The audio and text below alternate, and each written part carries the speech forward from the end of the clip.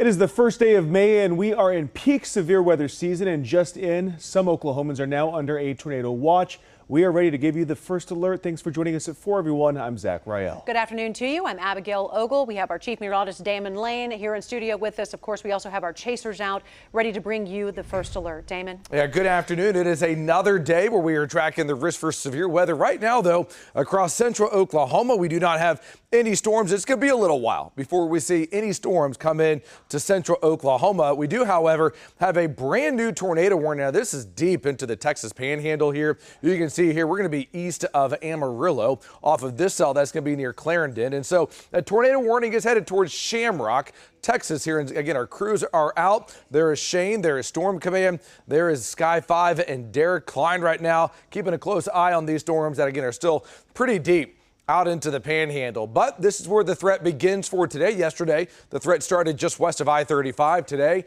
the threat is beginning way out and towards, again, far out into the Texas Panhandle here. So let me show you the latest tornado watch that we have and then what we expect to see as we go into the next couple of hours here. So tornado watch until 11 o'clock, and it really only includes, as of right now, 2 counties in Oklahoma here, much of the Texas Panhandle here.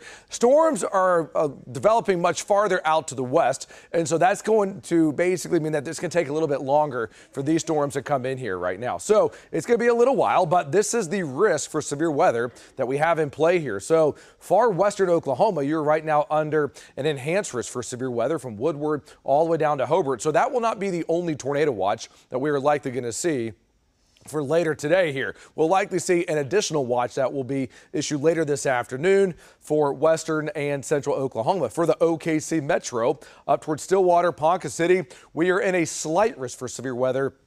And then the risk drops to a marginal as you go out to the east here. So right now our tornado index sits at a 4 on a 1 to 10 scale between now and into the overnight hours for Elk City, Woodward, down towards Hollis, Clinton, up towards Alva. For Oklahoma City right now, our tornado index is sitting at a 2. That is a low chance, but as of right now, with a lot of data that I see, I don't expect these storms to blow in here until very, very late tonight or into the early morning hours here. When it comes to hail, up to the size of quarters for central Oklahoma. Pretty large hail out across western Oklahoma in any isolated supercell that can hang around coming out of Texas here, up to the size of baseballs here. And a threat for winds. Winds could certainly be pretty strong out to the west. For the OKC Metro, our tornado risk is low, but the threat for some strong winds right now is going to be there for up to 70-mile-per-hour winds. So here's where we are right now. Again, watching that supercell out across the Texas Panhandle here. Notice how it really doesn't move a whole lot. Very similar to what we saw yesterday.